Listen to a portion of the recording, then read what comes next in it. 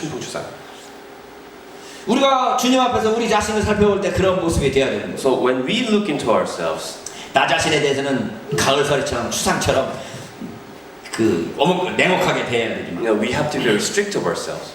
다른 사람에 대해서는 봄바람처럼 편하게 따뜻하게 불어줘야 된다는 거죠. But to the others, we have to show that with the spring wind. 그래서 주님께서 우리가 아닌 아직 믿지 않는 사람들하고도 같이 되는 더불어서 하나가 되는 그것을 위해서 기도하고 있는 것을 볼 수 있습니다. So Jesus is asking here to be one. 근데 오늘 에베소서의 기도는 So Ephesians prayer today. 1장 15절부터 시작하는 그 한 구절로 되어 있습니다. So it is one phrase starting from chapter 1:15. 제가 지난주에 헬라어를 보고 난 뒤부터 앞으로 신약 성경 본문 볼 때는 헬라어 우선 내가 본문을 봐야 되겠다라는 욕심이 So I 생겼어요. viewed the Greek last week, so I thought that I should look into the Greek first. 그 헬라어 성경을 제가 보려고 그랬더니 우리 애들 지금 우리들이 글 쓰기는 이해하기 쉽게 글을 쓰죠. So our writing is written very easy with ease. 문장 부호들도 정확하고 띄어쓰기도 정확하고 접속사도 정확합니다. So the commas, all the spacings are very correct. 근데 고대에서 글쓰기는 그렇게 발전되어 있지 But in the 않아서 tradition, ancient, it's not. 문장이 끊어지지를 않아요. So it doesn't end. The phrase doesn't end. 우리나라의 단편 소설 중에 하나가 처음부터 끝까지 한 문장으로 되어 있는 소설이 There's a 있거든요. short novel that actually is written in one sentence. 소설이 40페이지, 30페이지 되는 소설인데 한 문장으로 다 되어 있어요. It's about 30 to 40 pages 이거 without 끝내지 any 않는 거예요. comma, without the period. 그러니까 이 헬라어를 제가 보니까 문장이 끊어지지를 So 않아. when I look into the Greek, it 그냥 doesn't 계속 separate. 그리고 접속사 그래서 이렇게 막 It goes on. 인정 It goes on. 연결되는 거죠. With the end, so, but, therefore. 그래서 기도문이 17절부터 시작되지만 So it begins, the prayer actually begins in verse 17. 하지만 그런데 15절부터 읽어야 But 되더라고요. we have to look into the verse 15. 우리가 15절부터 읽었을 때 바울이 기도하는 기도 제목이 So 뭐냐? what is 그러면 Paul's prayer here? 그 전체 기도문 안에 단 한 가지 너희에게 지혜와 계시의 영을 주시기를 바란다 라고 되어 있습니다. So he's asking us, he's asking God to give us the spirit of wisdom and revelation. 이제 언어에 보니까 하나님에 대한 지식 안에서 지혜와 계시의 영을 주옵소서라고 기도합니다. Within the wisdom of God 하나님에 대한 지식으로 지혜와 계시의 영을 받기를 원하는 거예요. and the knowledge of God. 그럼 하나님에 대해서 어떤 하나님을 알게 될 것이냐라고 그럴 때 So what kind of God are we going to be revealed? 그 하나님에 대한 그 어떤 지식인가에 대해서 길게 쓰면서 And he's asking what kind of wisdom the God has. 첫 번째 우리가 하나님께서 우리를 부르신 부르심의 소망이 무엇인지를 알기를 기도하는 것. So the first, he urges us to understand what God is 하나님께서 우리를 부르신 목적이 무엇이고 and what's the calling of God. 옛날 그 유행가에 전화를 해놓고 왜 전화했어? 그러니까 그냥 전화했어? 뭐 이런 노래가 And 있었어요. there's one popular song that saying like why did you call me? And I just see this. 세상에 그냥 전화하는 사람은 없습니다. There's no reason for calling someone just because. 그냥 전화했는데 네 목소리 듣고 싶어서 전화했고 너를 보고 싶어서 전화했다라는 목적이 It 있지만 means there's a purpose of listening to their 그걸 words. 말하지 않을 뿐이죠.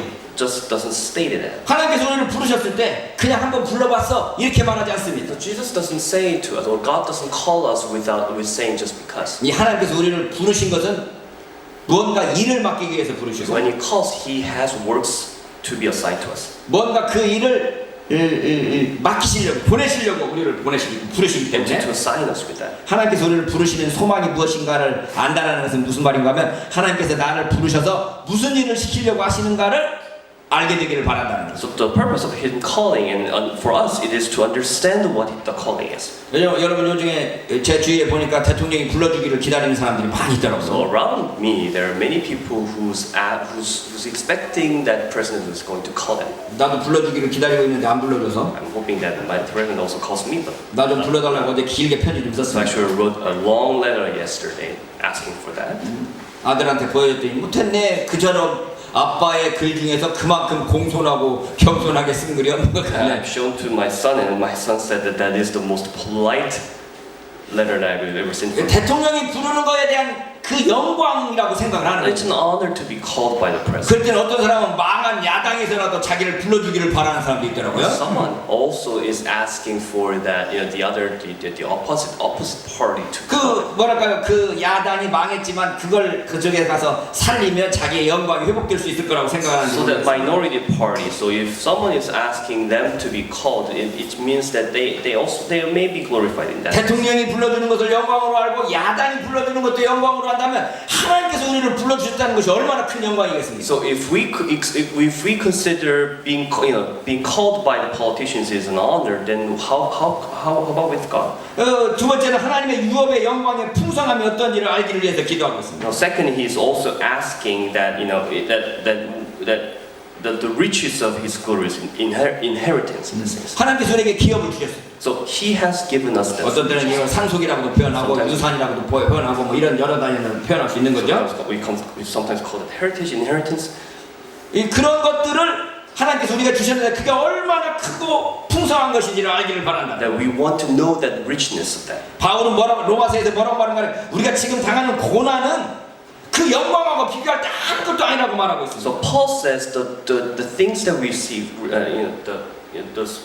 the troubles that we receive is nothing compared to the glory of the God. 그 유업의 영광의 풍성함을 알므로써 이 세상에서 어떤 고난도 극복하고 이겨나갈 수 있다는 거죠. When we realize the richness of the glory of His inheritance. 세 번째는 하나님께서 베푸시는 강력하신 능력을 알기를 위해서 기도하고 있습니다. Third, He's asking for that strength, the power, the great power. 하나님이 얼마나 능력 있는지를 알게 되기를 바라는 거죠. That we want to know how powerful He is. 사실 우리가 신앙생활 한다는 것은 우리가 유한한 존재다.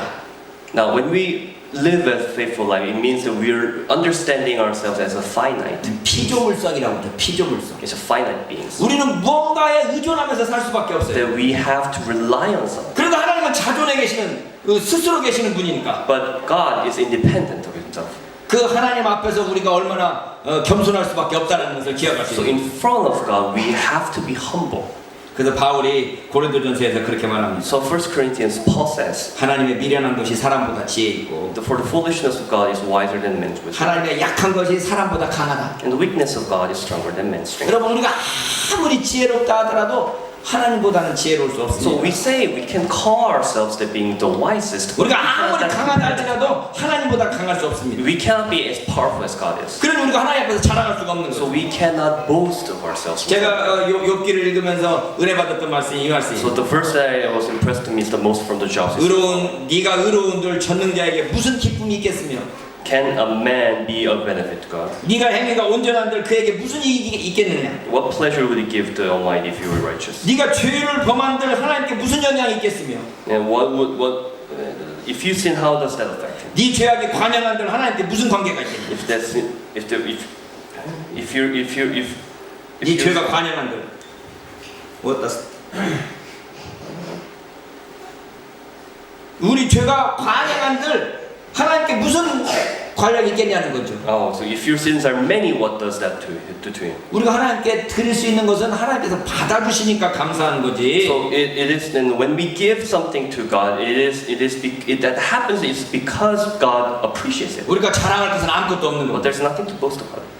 제가 라틴어 중에서 유일하게 외우는지 한번 살펴봤더니 스펠링 똑같이 맞더만요. Finitum non capax infinitum. So there's a phrase I actually recite from the Latin is finitum non capax infinitum. 그러니까 유한한 것은 무한한 것을 포함할 수 없다. So finite cannot include the infinite.